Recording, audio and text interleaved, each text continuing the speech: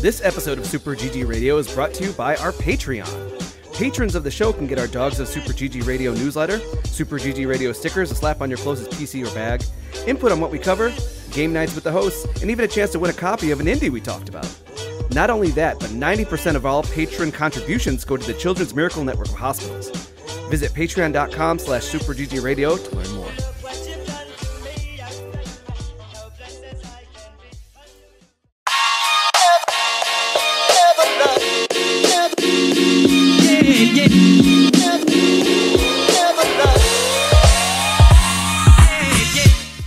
What's good, Internet, and welcome to session 277 of Super GG Radio, where friends chat about video games and all things adjacent.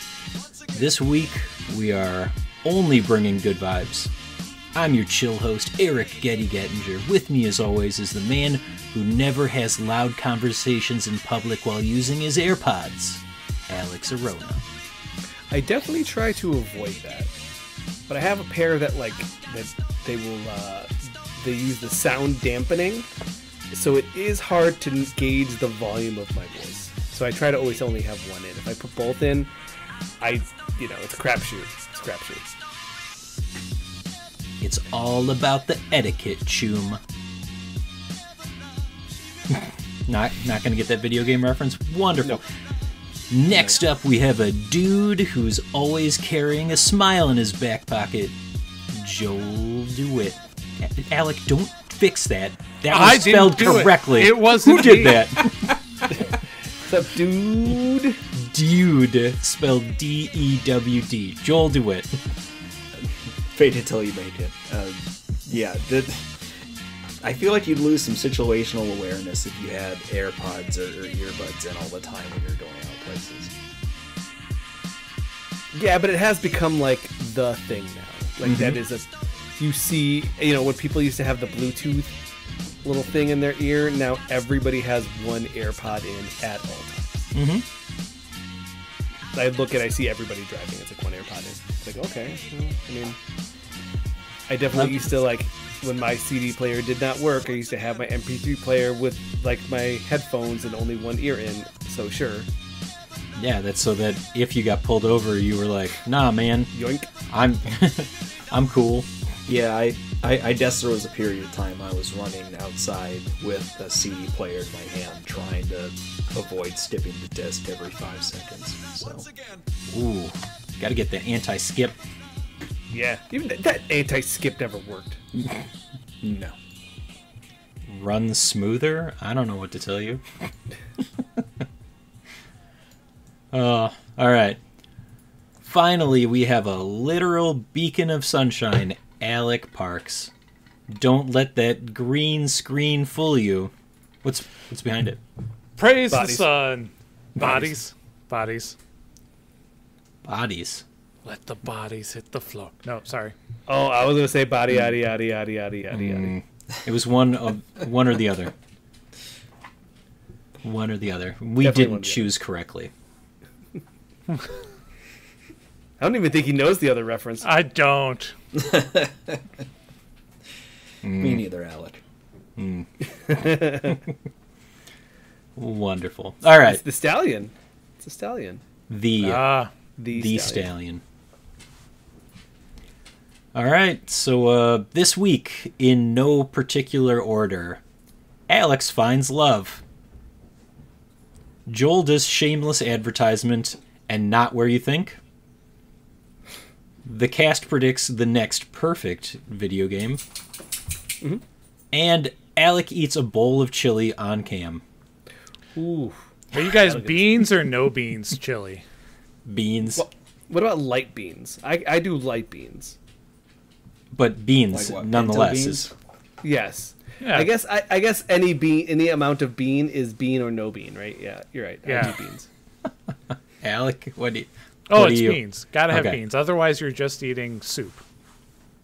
Meaty soup? Yep. Meaty soup. Yep. Red meaty soup. Joel, where you stand on this? I didn't know people ate it without beans. Yes. Okay. There's your goes. answer. Is that like an Ohio thing? Isn't that somewhere where they put chili on their On spaghetti. spaghetti. Skyline Yeah. chili, yes. Yeah. I mean, And It's a travesty. You can get it from Steak and Shake anywhere. but yep, steak and shake. Skyline Good chili is a old travesty. Steak and Shake. Not to sound like an advertisement. Hashtag ad. See, you called it. You called it. We What didn't now? even make it into a segment, and Joel Or you was started advertising. advertising for a company. So What a there was shill. something subliminal in that. Listen, I don't know that any of this is true, but I was just trying to have fun, and unfortunately it came true. So I guess we're doing stuff this week. Let's hop to it. First thing, early adopters, where we play alphas, betas, and games we are so gladio to talk about. Joel, you own the floor to talk about Gladio Mori. Yeah, it's a rare instance here where I come in with an extensive bit of experience on a pre-release game. And you'll be disappointed that I didn't play the other game this week. But I'm disappointed. It was really good. it looks interesting. I'm looking forward to hearing your thoughts on it. But Gladio Mori is a third-person gladiating game. It's arena combat. Baseline stuff is it's a 4v4 arena, and you can choose between 4 different weapons. They call it like a bardiche, or it's kind of like a pike, a sword and shield, or 2 hatchets. And the goal is just be the last person standing. Interesting piece of it, though, is the way it controls. Well, 2 things. One is that, and I'll get to that in a second. But first of all, the look. It's very, very basic PC stuff, like very flat-lined walls and no detail on anything. The characters themselves looked like those models that artists will use to practice drawing with, those little wooden. I know what you're talking about. Yeah, Yeah, you can that's get them what at they- IKEA. Blows. Yeah. So You can get them at IKEA. Another advertisement. Where's that bowl of chili? But it's so like the look is very basic, and it's funny, you can actually upload skins to actually cover your character in an outfit. So I saw the Hulk Hogan plenty of times. I saw somebody dressed up in like Boba Fett outfit. People getting pretty creative. I used that got that dog in me image and used that as a wrapper. So if you see me out there, that's I look like a very patriotic barbarian out there. Nice. So interesting stuff. With my face on it. Yeah, but it's like patchy, right? But that's all funny stuff. And the combat works in a way that also causes bodily damage, and it's not extra gory, but you will actually cut like slices into your enemy. Blood will come spurting out and such. It gets graphic while being very basic. Yeah, I The would say weirdly gory at times. Because Yeah. if you hit somebody's arm, then it will just like continuously shoot out blood. Yes. Yeah, and you could bleed out. Where all of us, like, as I was watching Joel, and he was bleeding out from the neck, and you see darkness start to descend around his vision. I think that's pretty good. But yeah, it's the combat is very like that. That's what the hook really is for me. Moving around is with the WASD buttons on your keyboard. Q and E are sort of more of a radial turn.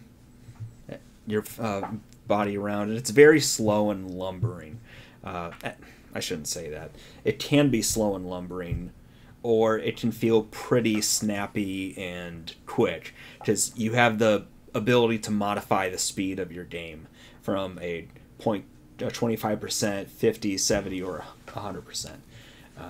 25% almost feels like this weird strategic thing, because the control scheme is such where you've got the movement, but then you've got the mouse, and on the mouse, the left click button is one attack, the right click button is another attack, and then depending on the direction you're facing your cursor, it'll do a different directional hit.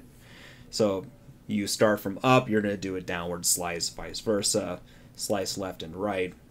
The second button has sort of a corkscrew turn and a few other sort of swirly attacks, and then you can conversely hold down the shift button and use the left click for sort of a parry and block. So what kind of feels fumbly at first turns into a very robust combat system that can get complicated to the point where you're almost having to go on instinct to remember and have that muscle memory to react in time. And that's what makes the slower part more strategic, because you are changing mid-fly as you're approaching the combatant and choosing to block, and then you choose to swipe, or then you choose to parry, and then you get hit in the arm and the sword stuck in you, but then you use your other arm to push away at their face to try to get them off kilter, and then take a final swipe. But it the fumbly slow stuff is great. It gets faster and it's more snappy and frantic, and I'm not quite as good at that. And then there is a bit of a modding community. So the 4-person combat arena is the normal stuff. People will figure out how to mod it to let up to 16 people in it in a room. Whoa! Can you imagine?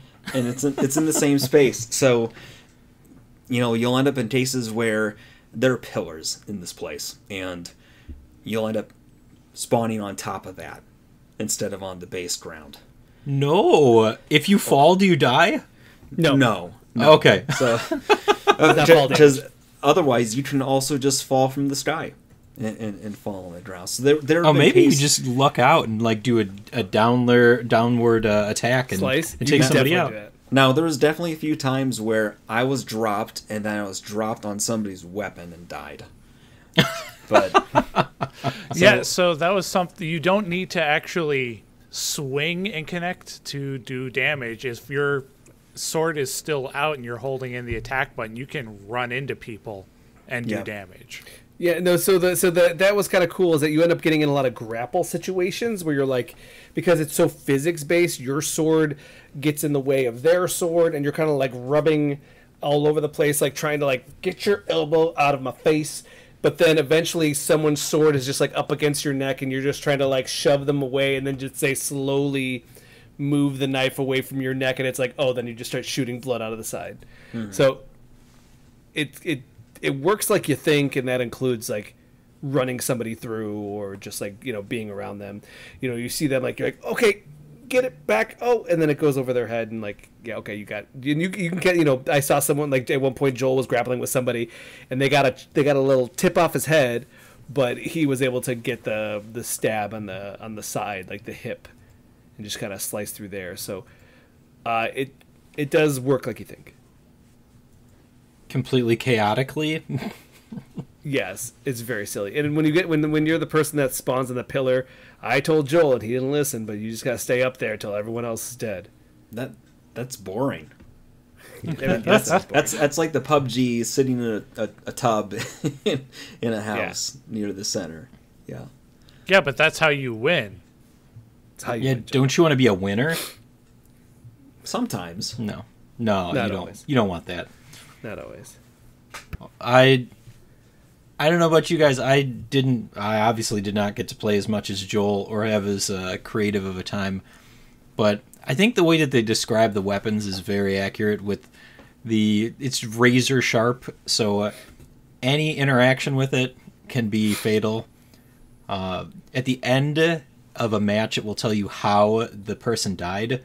I felt like this was not always accurate. There were times when I was definitely hacking somebody in the middle of their body, and it'd be they died from kidney failure. Is that right? No. I think I stabbed that guy through the heart, but kidney failure, you know what? Sure. But very, very funny with playing at quarter speed. so entertaining. Yeah, because you can go super slow or you can go regular speed, and I was definitely watching Joel do super slow and methodical, like strategic, like work slowly moving towards each other. It was very funny. Also, I do like that the winner gets like an extra like 2 seconds to do whatever they want. And usually it was just someone just hacking away at a dead body. How else would you use your time? Yeah, yep. Crotch chopping. Crotch chopping. I don't know, man. Best part about Batman VR, the crotch chopping.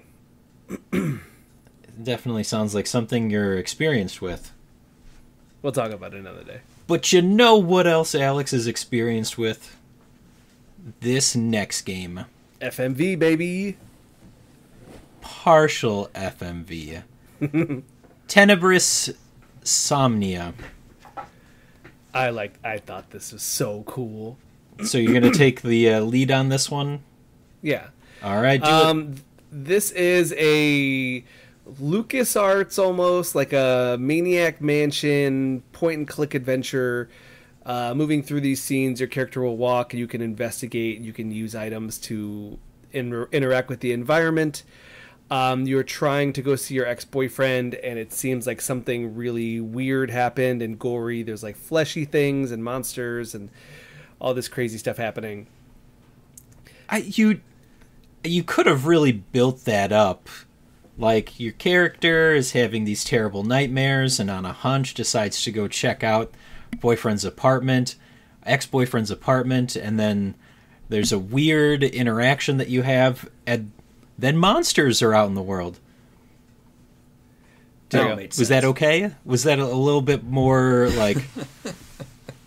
Yes, you know, it does not start crazy. I think that's where I enjoyed this game.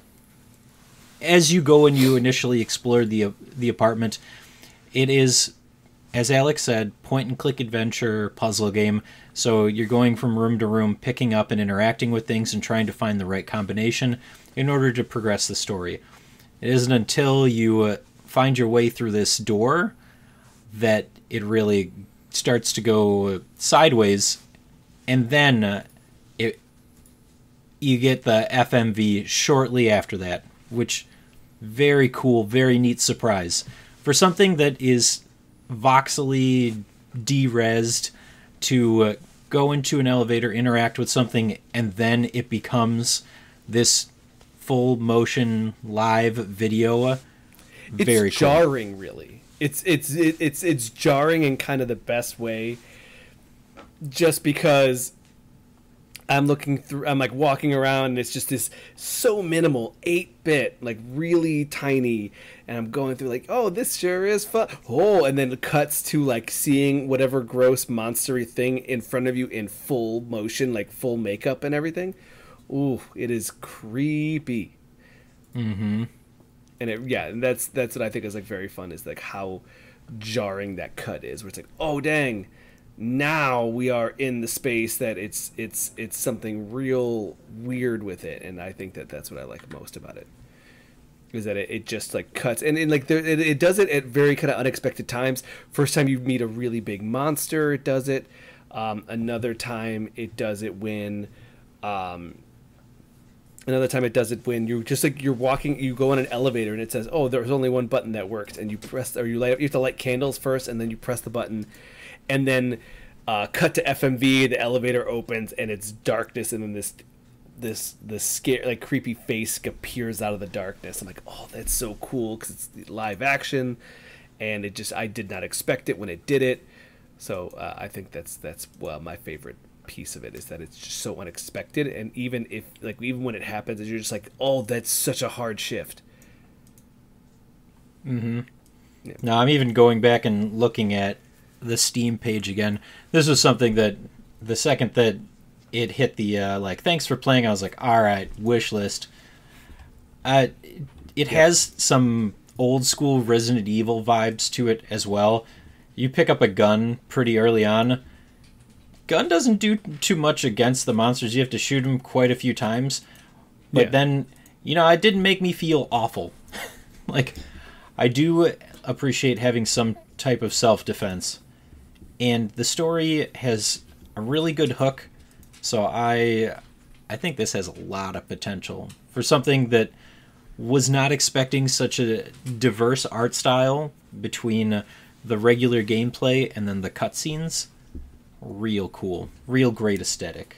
I found this through Steam Next Fest, and I was like, okay, I really hope they keep this demo going, because I want this to be on the show. I want to talk about this. I want to show this off to people. Oh yeah, I'm glad that you put this one in the show, Alex. It is just the right kind of game. For me, at least. I don't know. Alec, did you get a chance to play this one? Yeah, I noped out pretty quick, though. I love and hate these style of games, the point-and-click adventures, because the solutions are always very present, but very specific and obtuse.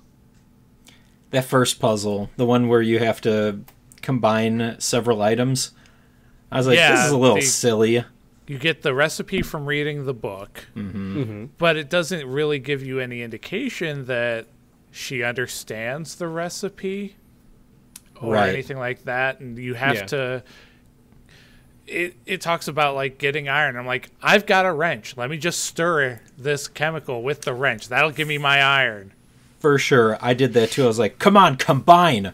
Combine already. And then it was like, no, I guess I got to go look somewhere else. Yep. And yeah, just where it doesn't give a good indication that you can actually perform the use action from the menu on these different locations. So you had to actually go up against the mirror in the bathroom that had blood on it and click use from your menu. But there is no indication that you could do that there. Well, yeah, because you had to interact with the item that you wanted to use with it. So I completely agree. That puzzle, after that, it really went, though. There wasn't anything else that felt overly ridiculous. I picked up on the, hey, I got to find a remote control pretty quickly. I was like, well, there's no way it's still down on this floor. And then you walk out in the hallway and the monsters are like, ah! Yeah, every time. I didn't jump scare that first monster that they FMV you to, but I was like, nope, this is not my style. I'm good.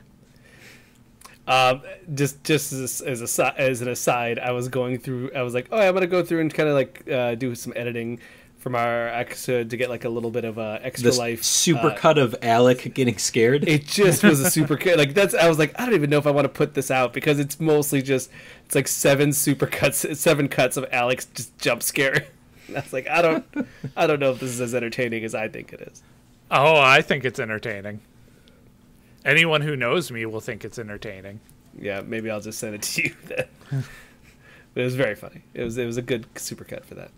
Yeah, so Alec, I feel like horror games are not necessarily your want and needs. No. That's okay. I think Alex has a surprise. I think Alex should get the choice for next Halloween's game. Is that a thing? Because I don't... Yeah, we're all going to play Castlevania. Oh, what if we play the PS2 sequel to Nightmare Before Christmas? Wait, what? Yes. The PS2 sequel to The Nightmare Before Christmas. Yes. There's a sequel. Yep. All right. I mean, if you can track down a copy of it and it doesn't cost a fortune, let's see. He's going to work on it, I guess. What numbers we got on this one? All right, so this isn't always the best place to look, but Amazon has it. Machine. The Nightmare Before Christmas Udi's Revenge at Amazon is $90. Oh, okay. Totally feasible. They've only got one left for in stock. For all of us, if we pitch in money, who's got a PS2 that still works? That's accessible. 2 of us. Really accessible? Mm-hmm. It's right there. It's plugged in there. Right there. There's 2 memory cards slotted into it. There's a controller on top of it. So, Alec, we have options. Years of PlayStation. I did not like the PlayStation 2 at all. What do you think? This is some kind of a joke? My PlayStation 2 had a hard drive, and Me too. it took all the games. Yep, me too. And I played none of them because Yep. the PlayStation 2, uninteresting to me. I know that I'm in the minority, Joel. I listen to what you have to say, I'm and I don't agree with it. I'm not concerned you know about what? the consensus. I'm concerned about right and wrong. He got you I'm good. choosing to be wrong here. Uh-huh. That feels a little better. If you don't like it, then write me at mail@supertgradio.com or leave a comment complaining about me saying that the PS2 was uninteresting. See, the games. I'm kind of... I don't know that you're going to get anybody that will write you. Okay. But you know what? Because they all agree with me. That's Good what on... No, that's exactly not what I'm saying. Prove me wrong, comments. So anyway, let's take a nice ride on the rainbow train, get our smiles nice and wide, and we'll see you on the other side of the break.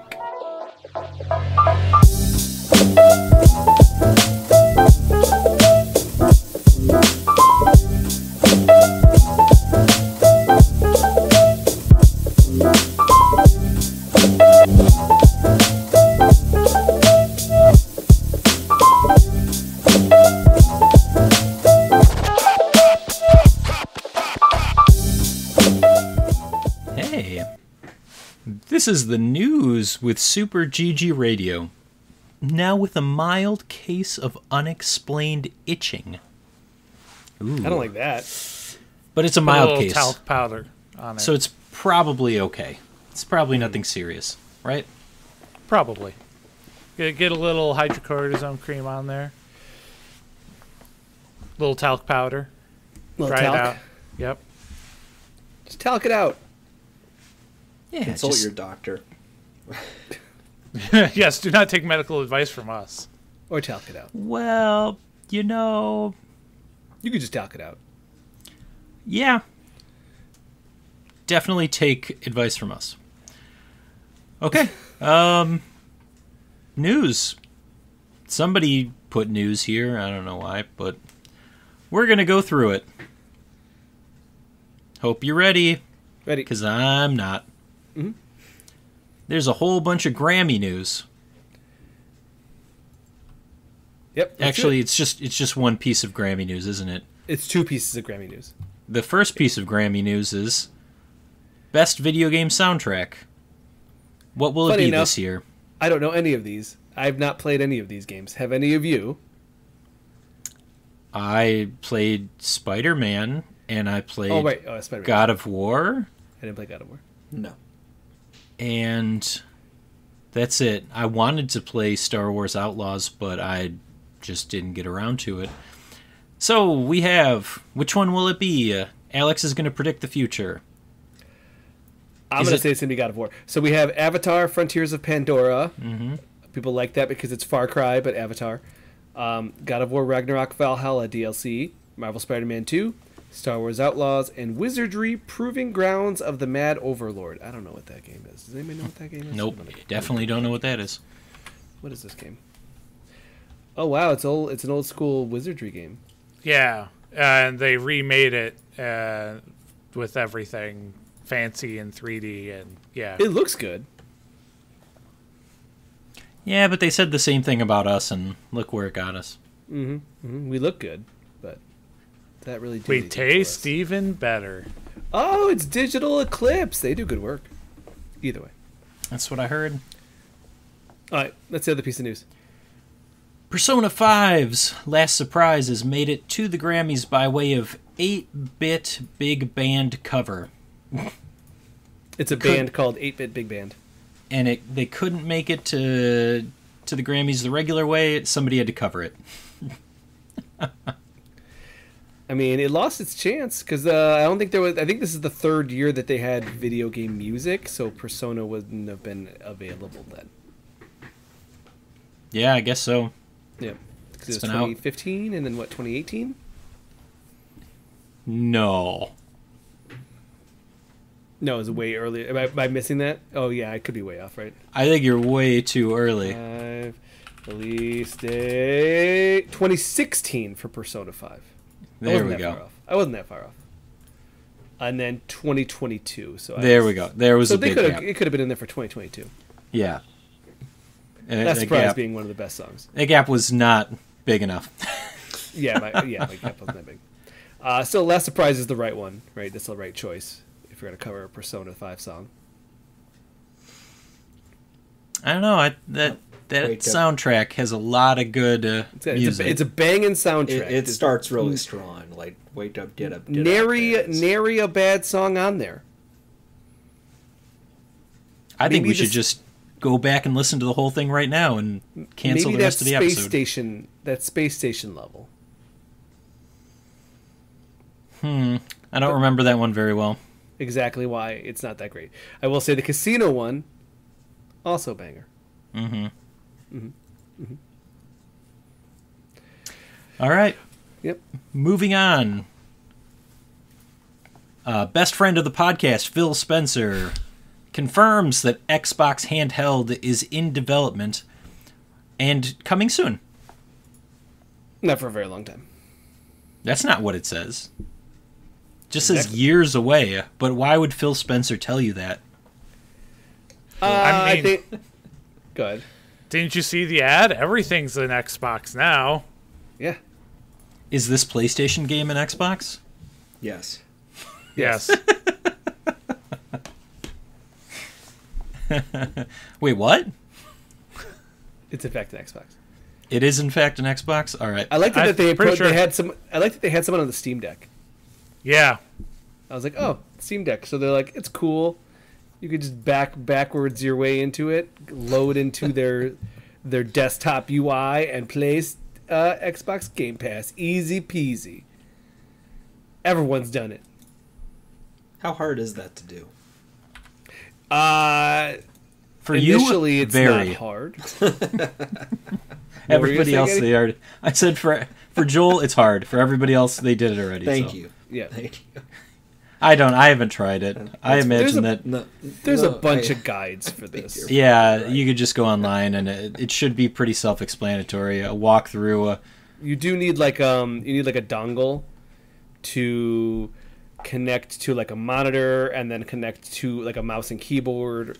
Yeah, this is too much work. Yeah, I mean, once I did it, it was like once I had that done, it was super easy. Like I bought the dongle, and I was like, oh, okay, now I could just do the thing that takes like 30 seconds. But you should make sure that Alex vets whatever YouTube video that you watch, because you don't want to make it halfway through and then it's just a rickroll, because that's where we're at again. This just sounds like being a Linux user. It is like being a Linux user. Way too much effort for something so simple. Yeah. Yeah. How's it feel, Alec? I mean, I think things go pretty easily. I'm just going to move on. Otherwise, I'm just going to keep making fun of you and Phil. And that's not what we want. Bug Snacks is receiving a free VR update in case you didn't already have nightmares about food that are parasites. Now I need to see Boopy Spanoopy in my face. I need a bunger, like in my hands. You definitely need a bunger. Some Strabbies. Ooh, give me some strawbies. I thought it was strawbies. Do you have to put your hands to your face to eat the bug snacks? Oh, I really hope so. That way I could really immerse myself in the murder. I don't know if it's murder. You're eating them, so. But you're really like, if you remember correctly, you're really just mutating your entire body with these creatures that are genetically created just to like for, I don't know. That got real body horror-y by the end. And hopefully you saved everybody. Ooh, otherwise, what if? Oh yeah, let's get the body horror in VR. Like yes. No, I hope so. No body horror. What have I become? Bite your own arm off. Spoopy Spanoopy. Okay. All right. Next piece of news. This War of Mine getting a new DLC 10 years after its release. This War of Mine was a game that was 2D, and it kind of dealt with there's a war, and you're playing as bystander, like a couple of bystanders, like during the war. They're not any part of the fighting. They're just feeling all of the awful stuff that's happening, and they just have to deal with it. You know, like just like these the innocent bystanders that end up getting like really kind of tortured throughout their whole lives because everyone fighting around them.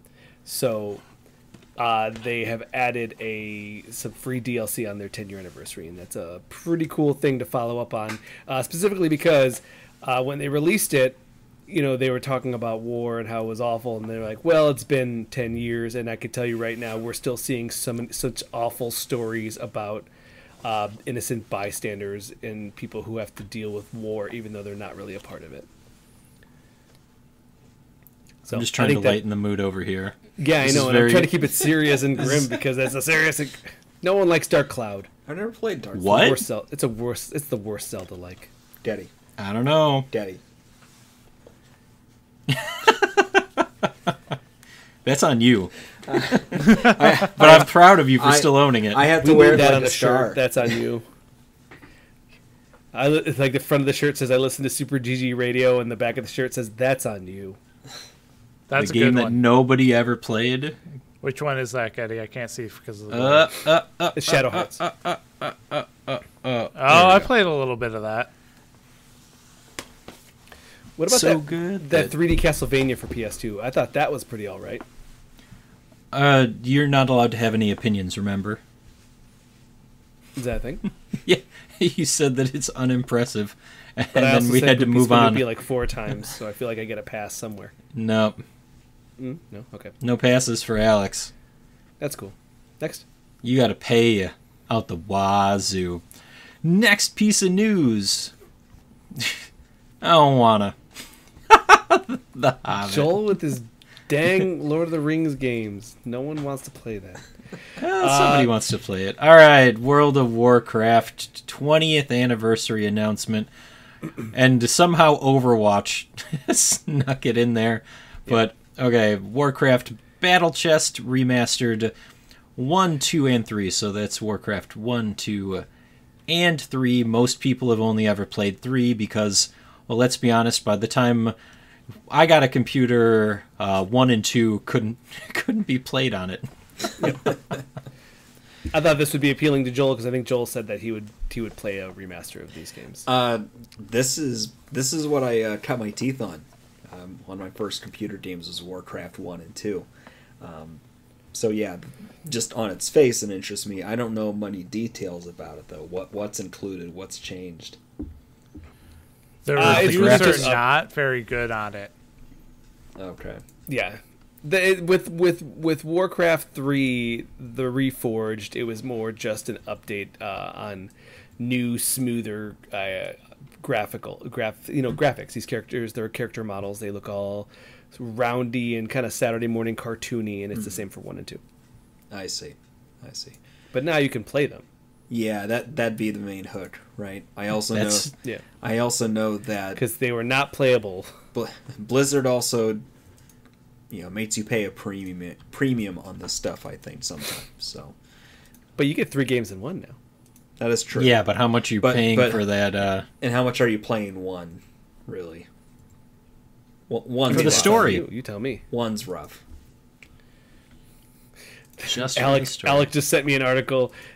Warcraft 1 and 2 remastered look like Zynga games made by a blind duck. There's some anger behind that. I know, that seems that person's real mad.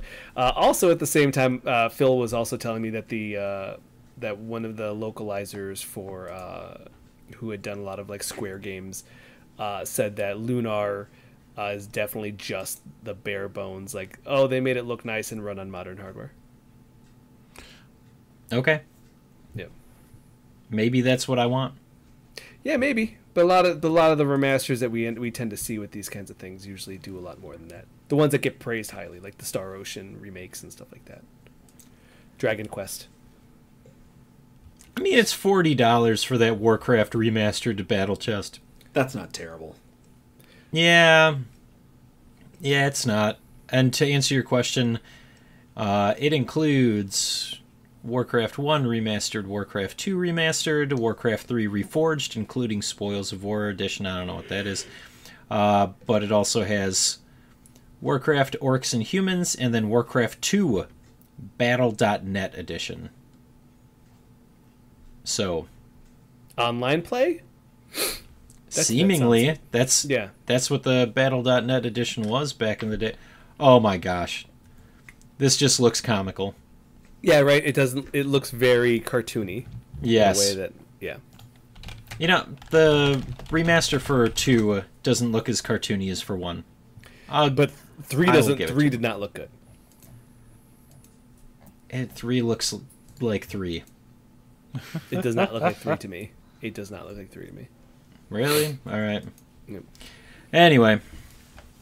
Also getting snuck in here. Mm-hmm. I think it's sneaked. We got WoW Classic returning to the mists of Pandaria. Great. Welcome back. I just wanted to say it's buck wild now that we've gone so far into WoW Classic that we're in expansions that I've never even played. I was like, that seems ridiculous. Why? Like, this is not WoW Classic. They might as well just have it on an never-ending loop and call it WoW Infinite or something. Yeah.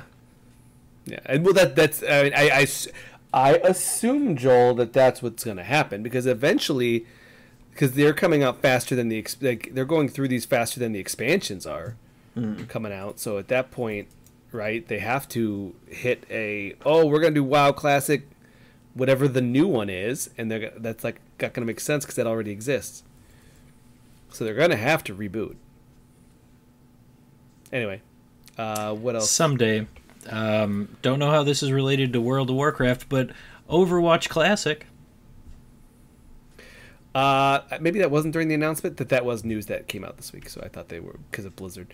WoW or Overwatch Classic. It's the other part that what makes this is kind of funny is that I had mentioned last week that there was Apex Legends Classic now, and apparently they're doing Fortnite Classic, so the original Fortnite maps and whatnot, and then now it's this Overwatch Classic. It's like, oh, they found a new way to get to keep the players active and get the old style. Because like even Joel's like, oh man, I'm gonna play Mercy and I'm gonna resurrect so many people.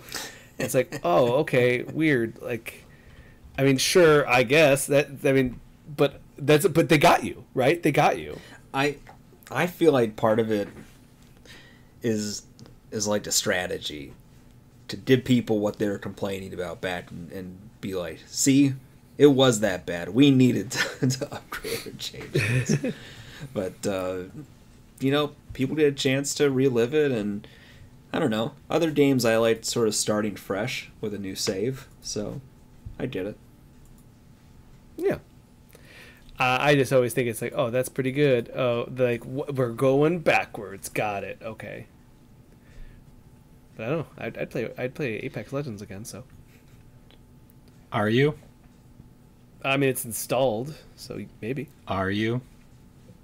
Maybe. Okay. Cool. And this just says housing finally. Yeah. They're getting people houses in World of Warcraft. So I thought that might get Getty back. Getty, you gonna get back or no? What do you mean housing? You can get your own house with your own personal assistant. Yeah, I used to have like a whole encampment with people that would do stuff for me. Whoa, so this existed already? Because they were really there was a whole thing about it.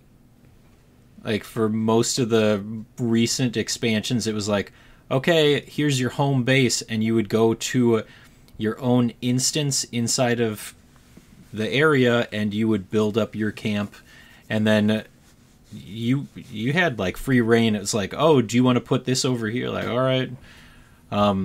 Yeah. So maybe. I don't know. Maybe you can purchase a house in a some maybe place, they added decorating to it. I don't know. I'm assuming it's going to be like Final Fantasy 14. You get a house, a room. You can decorate, put up armor, put up weapons, whatever. Okay. Sounds like Final Fantasy 14 is better. Yeah. Than this 20-year-old game that's been going, for a very long, for 20 years, obviously. Okay. Yeah. We got Is This Game Trying to Kill Me 1.0. Yes, that game is trying to kill you. Hell I'm already thinking about getting it. It's like $12. Yep. Looks real good. And then Dragon Quest III Remake goes 1.0. Is this the 2.5? D? Yep. Oh. Yeah, I put that one on my buy list. Yep. Ooh. Did you update your buy list? Did you I'm not actually keeping track, but yes, I did buy it. You did buy it? I did buy it, and I'll play it at some point, probably. Sure. It's sitting right there with Star Ocean. I'm going to play that too. Which one? Star Ocean Second Story. Oh, okay. Did you play the first one? No. Okay. You don't need to. Yeah, you don't need to. Yeah, he's not gonna. He already bought it. It's fine. It's on the buy list. Give him a break. I'm waiting on it because I had definitely seen some it's $20 sales, but I just haven't been able to find the GameStop that actually had it in stock. So I have to wait for it to go to $20 again. Nice. Okay. Yep, let's do it. Freebies? Freebies! I guess freebies. Freebies. This looks pretty cool. Castlevania Anniversary Collection over on the Epic Game Store. You like them Castlevanias? Here's a collection of them. Stopping at Symphony of the Night, though. You don't get that one. Never going to get that one. No, they really released that. You gotta pay extra. On what? I'd have to double check if it's on PC, but it was definitely on PlayStation. It was Symphony of the Night and Rondo of Blood. I know because I won a free copy and I gave it to Phil. There was the good brother he is. There was. I'm gonna Google that now. That's fine, because we also have Snakebird Complete on the Epic Game Store. Snakebird is a puzzle game where you are a snake/bird, and you can move around in the 3D space, but you don't want to run into your own tail. So you gotta solve the puzzles. Nice. Yep. Then we have Unreal Gold and Unreal Tournament, now freeware? Yep, if you want to use Unreal or start working with the Unreal Tournament engine, you can. It is now freeware. So if you want to make some video games, you definitely can. Sweet. Alec, it was called Castlevania Requiem. I'm trying to find like a list of consoles. I think it was just PlayStation 4 was the only one. Ah. Yep. Yeah. We won't see that on PC, unfortunately, ever. Yep. It's okay, because I got my Castlevania Anniversary Collection for free now. Hell yeah. Next is Deathless Death over on Steam. In the quiet of conscience and shadows of sin. Well, that's a sentence. Yeah, it's not even there yet. 4 souls find themselves entwined in crimes involving a woman. It's a long sentence. In this narrative puzzle game, you don the sacred robe of a priest, hear the confessions of sinners, uncover secrets, seek the truth beyond their crimes, and deliver the final judgment. Okay, so this is a deduction game where you're acting as a priest. and you listen to people's confessions, and then you can kind of go through these conversation trees to end up trying to see what they did wrong and see if you can, I guess, get them on their crimes. I It's a guess. wild one. That was a fun opening. That's for sure. I mean, you really gotta be in the quiet of conscience and shadows of sin. Boy, oh boy. Okay. And last but not least, Dusty on Steam. Is a third-person puzzle game focused on exploring beautiful environments. Join archaeologist. Help me out here, guys. Archaeologist. Believe it's just Archaeologist Dusty on his search for a mysterious civilization. Explore equipped with your extensible cane. That's a weird one. Explore equipped with your it should be explore, comma, equipped with your extensible cane, and a notebook to resolve the past. That's a weird one too. All the ways right. of We the get civilization the is idea. technology. To resolve the past, the ways of the civilization and his technology of light. Fantastic. I don't think that English. Thank you for reading all of that. That was a tricky one. It sure it looks was. very cool. It looks very problem solving puzzle platformer. It looks very cool. Dusty. On Steam. Yeah. Okay. Well, guys, I think that it's another lesson well learned. Head and Shoulders can help with that itching. Head and Shoulders. That's where you were going with that. I don't even know if that's the original place I was going. That's what we landed on. We'll take a break and lather up that hair.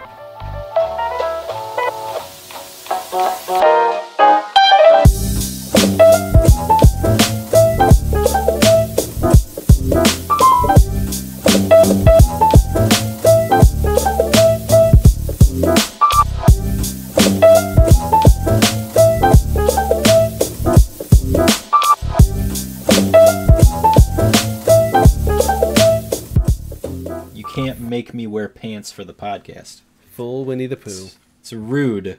Yeah, definitely Winnie the Poohing it. Is some kind of a joke? Thought this was America. All right, we're back with the Backlog Blog, where we play. I don't even know what we played this week.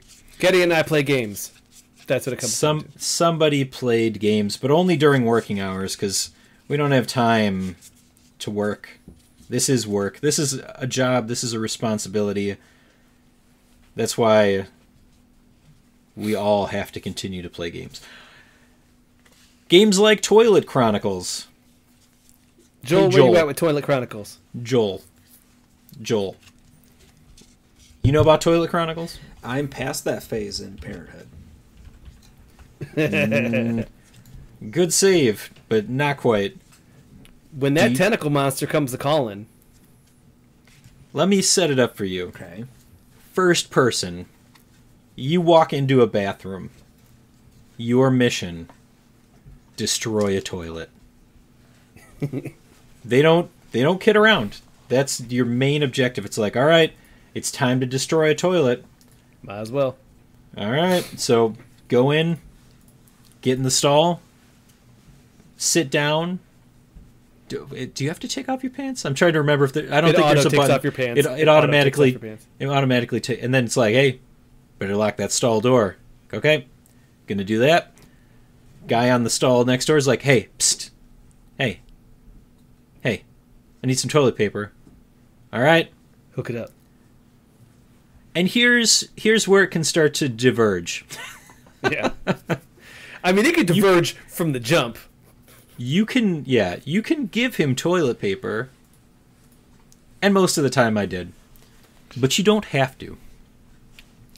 And then you leave, you get out of the stall, you go to leave, and the door's gone. And now you're trapped in this toilet, in this bathroom, and you've got to find a way out. So, there's a bunch of weird stuff that starts to happen. The game gives you a lot of options, and it lets you kill yourself. Sometimes knowingly, sometimes not knowingly. The game gives you a certain number of activities that can happen, and putting these activities together can lead to a lot of weird consequences. Interacting with the hand dryer. The first thing is like the wire is broken on the hand dryer, and it's like try to repair it. Like I walk in, first thing, the game starts. Try to repair the wire. I press the button, I get shocked, and it dies, and it rolls credits and goes. That was ending like 3. I was like, okay, cool. I start up again. The hand dryer is working again. And it says who's repaired it, and you press the button to get the hand dryer working, and it explodes. Yep. And you die, and then it's like, that's ending 7. And I was like, weird. And then I came back, and I was like, assuredly, that won't happen again. And it I does. hit the hand dryer, it explodes, and it says, wow, happened again. Weird. And then it's ending 8. I was like, oh, there was another ending? They did it twice? Just stuff like that. It keeps adding. Like, so the game is how you interact with it, and the things you do will give you hilarious consequences or not, and it's just kind of a little room for you to play with the things that it gives you. There's a lot of comedy there that I think is pretty good. Mm-hmm. I definitely like that there's a dedicated, like, you sit down and you're on the toilet, and then it says press C to cry, and I'm like, I mean, all right, we're gonna dedicated cry button. You know, I'm into it. I sat there and had a good cry for a while. Sometimes you just need to cry in a bathroom with strangers. There's something else you do in the toilet? That's not what we're all doing? You're trying to, in this game, you're trying to get out, but, I mean, I normally use the bathroom for crying. Yeah. Sure. That's definitely a valid thing to do. Guess you just haven't had one of those days, huh? Yep. I definitely like what it does, though. It definitely gives you enough to play with that it's very silly. I definitely had the developer started talking to me in game, and I was like, oh, this is pretty funny. And there was definitely a lot of surprises. I got probably like 9 to 10 endings. There's quite a few, and you know, some of them are silly, like you can just exit the bathroom right away. You don't have to do anything. Others, it gets really involved.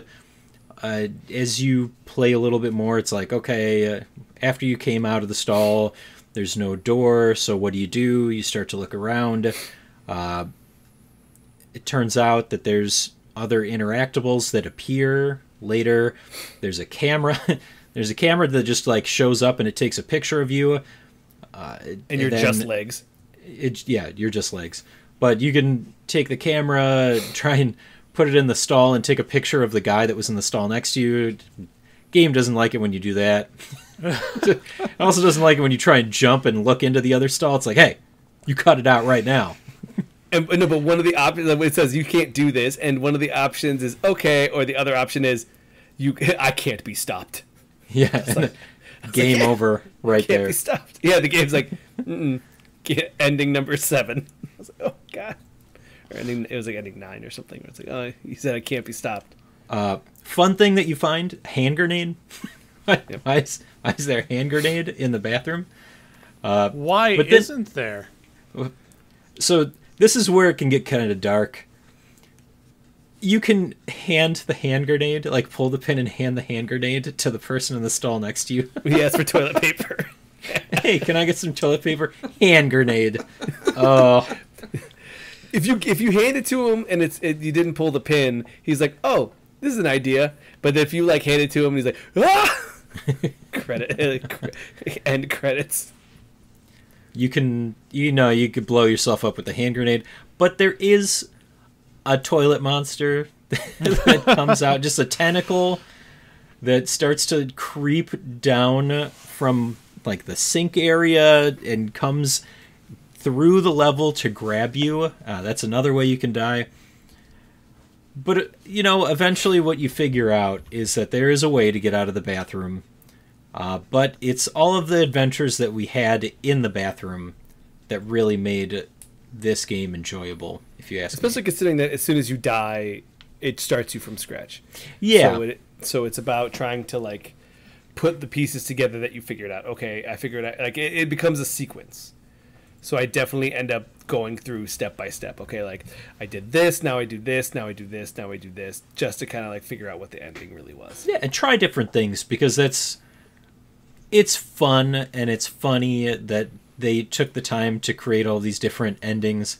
Some of them are campy, some of them, you know, you really have to get used to using the grenade. It's not always as easy as you would think. So, fun game, was relatively cheap. I definitely got it when it was in early access. I think that Alex probably picked it up after the fact, maybe when it went 1.0. Yeah. But it's just a goofy, silly game, but fun. They're working on the next one already, which is Chronicles, they said. Okay. Yeah, so it's not on Steam yet, but it was an ad in Twilight Chronicles. So like pick up the other thing, and then also the DLC for Twilight Chronicles has you go into like a whole nother bathroom that's just like more jokes and gags, but also like this is the game that we made. You should check it out. Like talking about the Twilight Chronicles in the back, like the behind the scenes. Yeah. Cool stuff. Yeah. Alex also brought to us Night Signals. And You played this as well, Getty, right? I briefly played it. I did not play it very much. I only played with the television one time, but Night Signals is by the same people that brought us what is that, Home Safety Hotline. Home Safety Hotline, yes. Oh. So while Home Safety Hotline was more of a text-based customer service sim where you're fielding phone calls as people have weird interactions with things in the environment, Night Signals is a first-person, I guess it's a walking sim, but more puzzle-y? Yeah, so the way it works is that people are seeing signals at nighttime, and if you turn the rabbit ears and go through your dial of television channels, you can tune in to find these hidden signals. On top of that, you get like the funny thing is that it goes through a full day-night cycle. So during the daytime, you're just legitimately scrolling through the television waiting. So there's a pretty like, I got to wait 10 minutes until I can actually kind of play the game. So I'm just sitting here, not 10 minutes, like 5 minutes. But I'm sitting here like watching fake TV ads and watching fake TV shows and like game shows or news programs, waiting until it turns nighttime and then start going through these secret spooky channels, which... it's more about just like it's just more like a medium for exploring weird effects. So there's one that is like it'll show like a weird design on the television, and all of a sudden you'll see that the room gets smaller and smaller and smaller.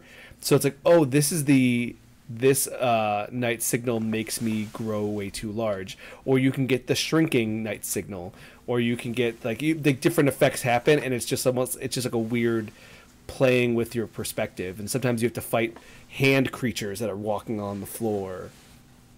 And there's a little book that goes through like all of the signals as you discover them. And there's like a finite amount of what you're supposed to do, which is you're supposed to try to discover all the signals and document them in this book. Yeah, that sounds about right. And it's just playing with rabbit ears and switching the channels over and over and over until you figure it out. I thought it was very fun, but it's also like super duper, like the amount that you can do is very little. It's just like this is the thing you do, and then it messes with you and does really creepy things. Yeah. So I like Night Signals. I got it as a bundle at the same time as Home Safety Hotline, and I fully intended to play it. I just have not made it around to it. So it sounds like it is entertaining enough that you can play for a bit. All right. And then it's again, once you've discovered all the signals, there is like an ending. So it's like it's not bad or anything like that. Does the TV eat you? Is that the ending? No, not quite. But I don't want to spoil that. Okay. Whether it does or it doesn't. Uh-oh. Uh-oh. My monster is stirring. It's okay. You know what that means? That means we have to transition over to our last thing for the night, our one last thing. And this week's one last thing is brought to you by Alex. He's buying us an office cat. Thank you. Thank you for buying us an office cat. And I didn't realize that we were getting a brick and mortar that we could set up in. I don't even like cats. What kind of cat is it? You don't like cats? You know I don't like cats. I What? used to take your cat and put a leash on him and then take him outside. Yeah, I thought you loved her. I mean, yeah, your cat was pretty sweet. Your cat was different, though. I've liked like 3 cats. I've liked like 3 cats, and every other cat I've always hated. And I've experienced like probably 20 cats, maybe more in my life. How many cats y'all experienced in life? Joel's counting. I distinctly remember 4. The Total? 4? Yeah, the first one was an ant and had a mean black cat. Wow, he's really breaking it down for us. And scared the crap out of you. But yeah, then there's been pets that Kelly has owned, and our latest one. Okay. So Alec, you experienced a lot of cats? I've Oh, probably, yeah. Like 20? I mean, just in my house, like that I've owned, I'm at 10. Okay.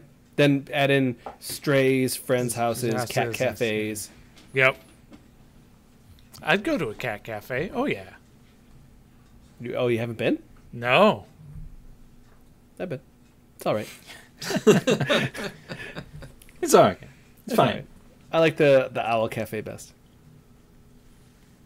Now a cat girl cafe. Oh, There we go. we're talking different things, Alec. We're talking different things. Alec, No one go mentions straight to cat- horny jail. Yeah, go to horny. Straight to horny jail. All right. That's one last thing, and I am so ashamed. We are just a couple of weeks away from, Thanksgiving, which means that we have to gear up and get those Game of the Year lists. I really want to make it through Dragon Age before I have to start hammering down my beat list here to a select few. And I am sad that there's probably a couple of games that I'm going to miss this year, but maybe Santa will be nice in the future months, and I will have a dream come true and get that copy of Metaphor. I won't beat it this year. Refantasio. But I would like to get my hands on that. I feel like if I got to play that, then it would give Dragon Age a run for its money. Oh well. Alex, what do you got? Not too much. I started getting to our friends of the show to start getting their Game of the Year's list prepped. I got a couple people who are starting to write now, so that's pretty exciting. And going through my list, me and Joel are actually kind of planning in like, okay, what do we want to hit next? What is left on our list that we should probably touch? So I think we got a couple things in mind. I was playing I Am Your Beast today, and I think that what was it? What do we got, Joel? What I got? Crow. I want to Country play for Chicken me, Police, I think. Lorelei and the Laser Eye. Those are the next ones up. All right. Joel? I've got some Vampire Survivors to play, man. Yeah, that Castlevania DLC is calling my name. It's legit, I'm telling you. Go play it right now. You're exempt from ending the podcast if you go play it. Are you gonna go play it? I'll wait. It's fine. No. Fine. All right, Alec. I added another game to the buy list, Dragon Quest III. I'm going to sit down and play some of that and see if it's what I actually want to play. I hope that they changed it enough that it's more enjoyable. Not that the original wasn't enjoyable, but I played it within the last couple of years. I think Alex played it too. No, and it was... You didn't? I played 1, you played 1 and 2. Okay. This is 3, which is a prequel to 1. No, I played Yes. 3. I mean, I had to go back and you figure may out when, have, but it wasn't during the time we were playing those re-releases. Wasn't it? I'd have to look at the beat list again, but I don't think it was. You got to go look at the beat list. All right. Well, again, I hope that they made the story easier to, follow and move along with instead of having to talk to random obscure people and not know what you're doing for 45 minutes at a time. I mean, Don't tell me that you could go talk to the king and he would tell you stuff, because he would give you some hints. That guy has way too much going on. Kenny's so mad. To this day, I don't know how I figured out how to get through Final Fantasy 1. Like, I just kind of knew where to go, but it did the same thing. Nobody gave you anything. Yeah. Yep. So I'm sure I can figure it out. Okie dokie. I think that covers all of our bases for the week. Yep. Yeah, all right.